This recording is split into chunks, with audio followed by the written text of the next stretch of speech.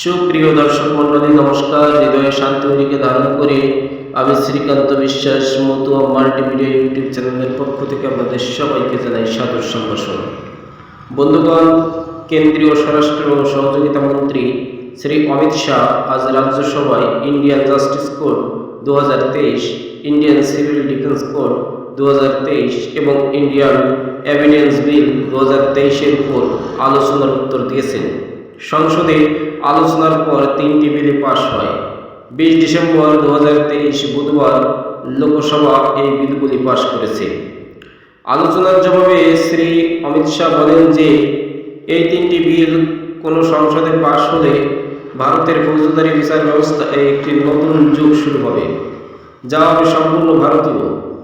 তিনি বলেছিলেন যে স্বাধীনতার 75 বছর পর প্রধানমন্ত্রী শ্রী নরেন্দ্র মোদী এদেশের সমস্ত ঔপনিবেশিক আইন পরিবর্তন বা বাতিল করে ভারতের আত্মাকে প্রতিষ্ঠিত করতে শুরু করেছেন।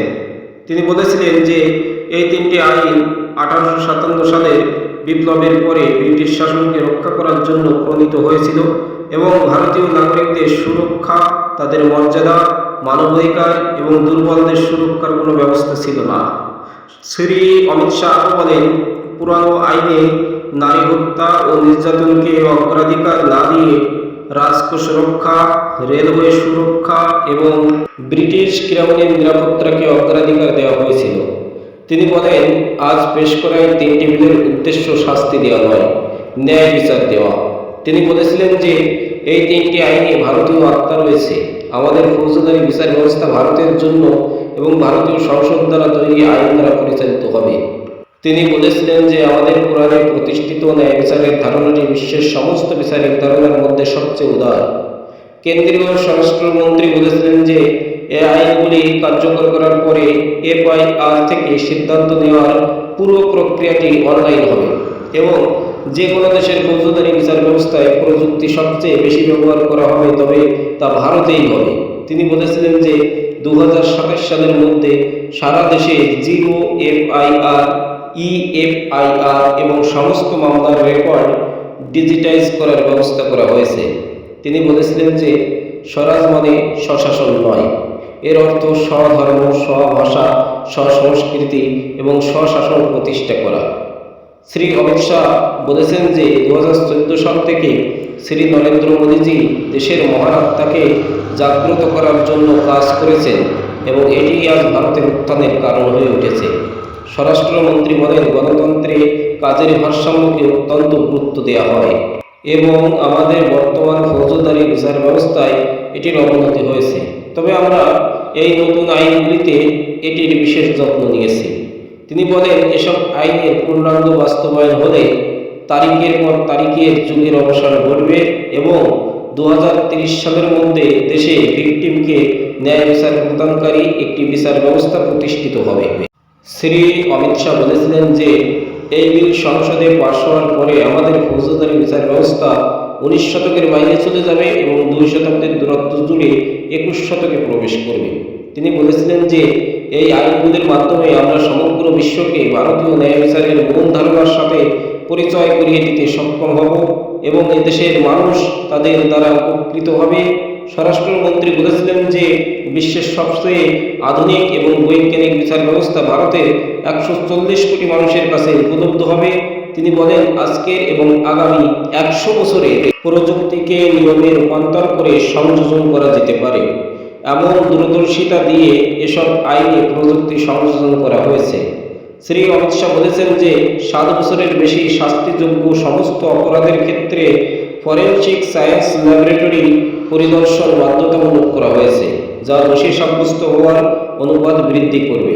তিনি বলেছিলেন যে এই নতুন আইনগুলি পাশ হওয়ার পরে কাশ্মীর থেকে কন্যাকুমারী এবং দ্বারকা থেকে আসাম পর্যন্ত সমগ্র দেশে একক বিচার ব্যবস্থা থাকবে। শ্রী অমিত শাহ বলেন, নারীর অধিকার রক্ষায় আমরা ঐতিহ্যগত সম্মানকে আইনের রূপ দিতে সফল হয়েছি। তিনি বলেছিলেন যে স্বাধীনতার 75 বছর পরে এবং 4 দশক ধরে সন্ত্রাসবাদের শিকার হওয়ার পরেও এই দেশের আইনে সন্ত্রাসবাদের কোনো সংজ্ঞা ছিল না, তবে মোদীজি সন্ত্রাসের বিরুদ্ধে 0 টলারেন্স নীতি গ্রহণ করে সন্ত্রাসবাদের সংজ্ঞা অন্তর্ভুক্ত করেছেন। স্বরাষ্ট্রমন্ত্রী বলেন, এই আইনে এখন দেশদ্রোহিতা নিষিদ্ধ হবে, রাষ্ট্রদ্রোহিতায় রূপান্তরিত হয়েছে। তিনি আরও বলেন, মহাত্মা গান্ধী, বাল গঙ্গাধর তিলক, বীর সাভারকরের মতো মানুষ দেশদ্রোহিতা ও বিরোধী দলের অভিযোগে বহু বছর জেলে ছিলেন। জরুরি সময়ে এটি ব্যবহার করা হয়েছিল এবং বহু মানুষকে জেলে ঢোকানো হয়েছিল। এখন মোদী সরকারের আমল, এই আমলে দেশদ্রোহিতার ইংরেজ ধারণা বিলুপ্ত হয়েছে। সরকারের বিরুদ্ধে যে কেউ কথা বলতে পারে, কিন্তু যদি কেউ দেশের বিরুদ্ধে কিছু বলে বা করে, এসব আইনে কঠোরতম শাস্তির বিধান রাখা হয়েছে। তিনি আরও বলেন, দেশ মহান এবং এই ধারণা সকলের মধ্যে আনা হয়েছে। সংগঠিত অপরাধের জন্য আমরা একটি নতুন ব্যাখ্যা যোগ করে এর উপর ক্র্যাকডাউন কাজ শেষ করেছি। ছোট এবং প্রথমবার অপরাধে কারাগারের পরিবর্তে মন্তব্যের জন্য সম্প্রদায় এতে সেবা ব্যবস্থা করা হয়েছে। তিনি বলেছেন, নতুন আইন প্রবর্তনের পর দরিদ্রতম দ্রুত বিচার পাবে। প্রযুক্তি ব্যবহারের সাথে পুলিশ, আইনজীবী এবং আদালতের জন্য সময়সীমা নির্ধারণ করে দ্রুত বিচার প্রক্রিয়া এগিয়ে নেওয়া হয়েছে। তিনি বলেন, জেলা পর্যায়ে পরিচালক মণ্ডলী আলাদা আলাদা থাকবে, সেখানে বিচার হবে এবং যা প্রক্রিয়া থেকে আলাদা থাকবে। আপিলের যোগ্যতা ভিত্তিতে সিদ্ধান্ত নেবেন, যেটি ব্রিটিশ পার্লামেন্ট কর্তৃক প্রণীত আইন বাতিল করে মোদিজি ভারতীয় সংসদের গর্ব বাড়িয়েছে। কেন্দ্রীয় স্বরাষ্ট্র সহযোগিতা মন্ত্রী বলেছেন যে ভারতীয় সিভিল ডিফেন্স কোড, যা সিআরপিসিকে 484টি ধারা দিয়ে প্রতিস্থাপন করেছে, এখন 531টি ধারা থাকবে। 177টি ধারা পরিবর্তন করা হয়েছে, 9টি নতুন ধারা যুক্ত করা হয়েছে এবং 14টি ধারা বাতিল করা হয়েছে। ভারতীয় বিচারিক কোড, যা আইপিসি প্রতিস্থাপন করবে, এখন আগের 511টি ধারার পরিবর্তে 358টি ধারা থাকবে। 20টি নতুন অপরাধ যুক্ত হয়েছে, 23টি অপরাধের বাধ্যতামূলক ন্যূনতম শাস্তি রয়েছে, 6টি অপরাধের শাস্তি হিসেবে সম্প্রদায় পরিষেবা রয়েছে এবং 19টি ধারা রয়েছে বাতিল। একইভাবে ভারতীয় সাক্ষ্য বিল, যা সাক্ষ্য আইন প্রতিস্থাপন করবে, এখন 167টির পরিবর্তে 170টি ধারা থাকবে। 24টি ধারা সংশোধন করা হয়েছে, 2টি নতুন ধারা যুক্ত করা হয়েছে এবং 6টি ধারা বাতিল করা হয়েছে।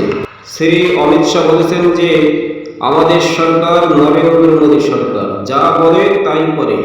আমরা বলেছিলাম যে আমরা 370 এবং 35A ধারা অপসারণ করব, সেগুলি সরিয়ে দেব। সন্ত্রাসবাদ ও চরমপন্থার বিরুদ্ধে জিরো টলারেন্স নীতি গ্রহণ করব এবং নিরাপত্তা বাহিনীকে মুক্ত হ্যান্ড দেব। আমরা তা করেছি। তিনি বলেন, যে নীতিগুলির ফলে জম্মু ও কাশ্মীর, বামপন্থী চরমপন্থা প্রভাবিত এলাকা এবং উত্তর পূর্বে সহিংস ঘটনা 63% এবং মৃত্যু 73% হ্রাস পেয়েছে। আমরা বলেছিলাম যে অযোধ্যায় রাম মন্দির তৈরি হবে এবং 2024 সালের 22 জানুয়ারি রাম মন্দিরে রামলালা বসবেন। আমরা বলেছিলাম সংসদ ও বিধানসভায় নারীদের 33% সংরক্ষণ দেব। আমরা সর্বসম্মতিক্রমে তা দিয়ে দেশের মাতৃশক্তিকে সম্মানিত করেছি। আমরা বলেছিলাম যে আমরা ন্যায় বিচার সরবরাহের গতি বাড়াবো, আইনগুলিকে সরল করব, সেগুলিকে ভারতীয় করব এবং বিচার বিভাগ ও আদালত পরিচালনা ব্যবস্থাকে শক্তিশালী করব এবং মোদিজি আজ তা করেছেন। কেন্দ্রীয় স্বরাষ্ট্র ও সহযোগিতা মন্ত্রী শ্রী অমিত শাহ বলেছেন যে মোদিজি দেশের ফৌজদারি বিচার ব্যবস্থাকে দাসত্বের শৃঙ্খল থেকে মুক্ত করেছেন এবং এই আসন্ন নতুন আইনগুলির আত্মা, চিন্তা ভাবনা এবং দেহ সমস্ত ভারতীয়। 2019 সাল থেকে স্বরাষ্ট্র মন্ত্রক এই 3টি পুরানো আইনে পরিবর্তন আনতে নিবিড় আলোচনা শুরু করেছিল। তিনি বলেন, এই আইন সম্পর্কে মোট 3200টি পরামর্শ এসেছে এবং এই 3টি আইন বিবেচনা করার জন্য তিনি নিজে 158টি বৈঠক করেছেন। শ্রী অমিত শাহ আরও বলেছেন যে 11 আগস্ট 2023-এ 3টি নতুন বিল স্বরাষ্ট্র মন্ত্রণালয়ের স্থায়ী কমিটির কাছে বিবেচনার জন্য পাঠানো হয়েছিল এবং কমিটির অরাজনৈতিক পরামর্শের 72% গৃহীত হয়েছে। বন্ধুগণ, তিনি আরও বলেন যে এখন পর্যন্ত আইসিজেএস এর মাধ্যমে 97% থানাকে কম্পিউটারাইজ করার কাজ বিলুপ্ত করা হয়েছে। 82% পুলিশ স্টেশনগুলোর রেকর্ড ও ডিজিটালাইজ করা হয়েছে। অমিত শাহ আরও বলেছিলেন যে এখন পর্যন্ত আইসিজেএস এর মাধ্যমে 4 কোটি টাকা পাওয়া গেছে। সমস্ত এফআইআরগুলির ডেটা অনলাইনে করা হয়েছে। ই কোর্ট, ই প্রিজন, ই প্রসিকিউশন এবং ই ফরেন্সিক সকল প্রকল্পের কাজ শুরু হয়েছে। আইসিজেএস এর মাধ্যমে ফরেনসিক সায়েন্স ইউনিভার্সিটি, থানা, হোম ডিপার্টমেন্ট থেকে পাবলিক প্রসিকিউটর অফিস, জেল ও আদালত একই সফটওয়্যারের অধীনে অনলাইন হতে যাচ্ছে। বিভিন্ন ধরনের ডাটাবেস সংহত করার কাজও করা হচ্ছে যাতে সব ধরনের অপরাধ দমন করা যায়। আমরা সব ধরনের অপরাধ দমন করতে সক্ষম হব। তিনি বলেন, এটা নরেন্দ্র মোদী সরকার পরিকল্পনা এবং ফলাফলের সাথে বিবেচনা করে কাজ করে। প্রতিটি জেলা এবং থানায় মনোনীত পুলিশ অফিসার কারা গ্রেপ্তারকৃত ব্যক্তি ও তাদের স্বজনদের তালিকা তৈরি করেছে। 3 বছরের কম কারাদণ্ড সহ মামলা, 60 বছরের বেশি বয়সী ব্যক্তিদের মধ্যে এবং নারীদের গ্রেপ্তারের নিয়মও জোরদার করা হয়েছে। তিনি বলেন, আমরা ভিকটিম কেন্দ্রিক আইন করেছি। এর উদ্দেশ্য ভিকটিমকে ন্যায় বিচার প্রদান করা, আত্মসম্মান ও মর্যাদা পুনরুদ্ধার করা। প্রমাণের ভিডিও রেকর্ডিং, অনুসন্ধান এবং জব্দ করা বাধ্যতামূলক বিধান করা হয়েছে, যার কারণে কোনো ফ্যামিংয়ের সম্ভাবনা অনেক কমে যাবে। শ্রী অমিত শাহ আরও বলেছেন যে নরেন্দ্র মোদী সরকার আজ দেশের আইন থেকে চিরতরে বিশ্বাসঘাতকতা বিলুপ্ত করেছে। ভারতের একতা, অখণ্ডতা ও সার্বভৌমত্বের বিরুদ্ধে কেউ কিছু করলে তার কঠোরতম শাস্তি হবে বলে জানিয়েছেন স্বরাষ্ট্রমন্ত্রী। তিনি বলেন, আমরা রাষ্ট্রদ্রোহের সংজ্ঞায় উদ্দেশ্য ও অভিপ্রায়ের কথা বলেছি এবং উদ্দেশ্য রাষ্ট্রদ্রোহিতা হলে অভিযুক্তদের কঠোরতম শাস্তি দিতে হবে। শ্রী অমিত শাহ আরও বলেন, নারী ও শিশুদের নিরাপত্তার জন্য এসব আইনে অনেক বিধান রাখা হয়েছে। 18 বছরের কম বয়সী নারীকে ধর্ষণের অপরাধে যাবজ্জীবনের কারাদণ্ড ও মৃত্যুদণ্ডের বিধান রয়েছে। তিনি বলেন, গণধর্ষণ মামলায় 20 বছর বা যাবজ্জীবন কারাদণ্ডের বিধান রয়েছে। শ্রী অমিত শাহ আরও বলেন, স্বাধীনতার 75 বছর পর প্রথমবারের মতো নরেন্দ্র মোদী সরকার ফৌজদারি বিচার ব্যবস্থায় সন্ত্রাসবাদকে স্থান দিয়েছে। ডিনামাইট, বিস্ফোরক পদার্থ, বিষাক্ত গ্যাস, পারমাণবিক ব্যবহারের মতো ঘটনায় কোনো মৃত্যু ঘটলে ব্যক্তিরা সন্ত্রাসী কর্মকাণ্ডে জড়িত বলে বিবেচিত হবে। স্বরাষ্ট্রমন্ত্রী বলেন, এই সংজ্ঞায় এই আইনের অপব্যবহারের কোনো সুযোগ নেই। তবে যারা সন্ত্রাসী কর্মকাণ্ড করবে তাদের কঠোরতম শাস্তি পেতে হবে। তিনি বলেন, 70,000-এর বেশি মানুষ সন্ত্রাসের শিকার হয়েছে এবং এখন তা 70% কমেছে। তিনি বলেন, অপরাধমূলক হত্যাকাণ্ডের ক্ষেত্রে পুলিশের কাছে গিয়ে ভিকটিমকে হাসপাতালে নিয়ে যাওয়ার ক্ষেত্রে কম শাস্তির বিধান রয়েছে। শ্রী অমিত শাহ বলেন, হিট অ্যান্ড রান মামলায় আমরা 10 বছরের কারাদণ্ডের বিধান রেখেছি। কেন্দ্রীয় স্বরাষ্ট্রমন্ত্রী বলেন, স্বাধীনতার পর নরেন্দ্র মোদীর 9.5 বছরের শাসন আমলে সবচেয়ে কম সংখ্যক মব লিঞ্চিং অপরাধ সংঘটিত হয়েছে। তিনি বলেন, এসব আইনের মাধ্যমে দ্রুত বিচার নিশ্চিত করতে পুলিশ, আইনজীবী ও বিচারকদের সময়সীমা নির্ধারণের কাজও করা হয়েছে। এসব আইনে স্বরাষ্ট্রমন্ত্রী বলেছিলেন যে এখন পুলিশকে অভিযোগের 3 দিনের মধ্যে এফআইআর নথিভুক্ত করতে হবে এবং 3 থেকে 7 বছরের শাস্তিযুক্ত মামলায় প্রাথমিক তদন্তের পরে এফআইআর নথিভুক্ত করতে হবে।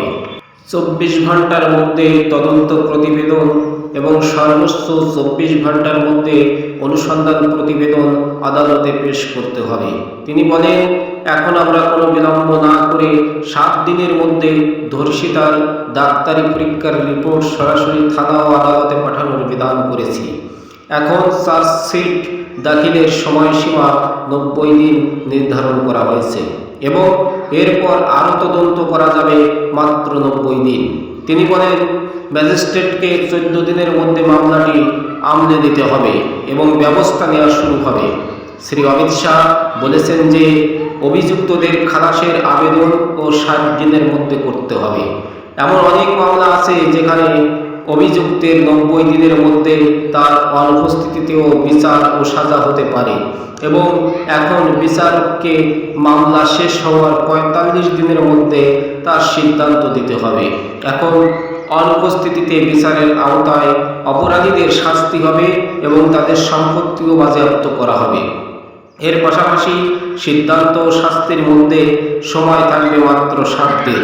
তিনি বলেছিলেন যে সুপ্রিম কোর্ট আপিল খারিজ করার 30 দিনের মধ্যেই করুণার আবেদন করা যেতে পারে। তো দর্শক শ্রোতা বন্ধুরা, এই ছিল আজকের ভিডিও। আশা করি ভিডিও থেকে আপনারা অনেক তথ্য জানতে পেরেছেন। ভিডিওটি যদি ভালো লাগে অবশ্যই লাইক করবেন, কমেন্টস করবেন এবং বন্ধুদের সঙ্গে শেয়ার করবেন। সবার সুস্বাস্থ্য সুমঙ্গল কামনা করে আজকের মতো বিদায় নিচ্ছি। আমি আপনাদের সবার প্রিয়, সবার বন্ধু শ্রীকান্ত বিশ্বাস। সবার মঙ্গল হোক, মঙ্গল হোক, মঙ্গল হোক। জয় মা, জয় মা, জয় মা। জয় হরিবল, জয় হরিবল, জয় হরিবল। জয় গুরু, জয় গুরু, জয় গুরু।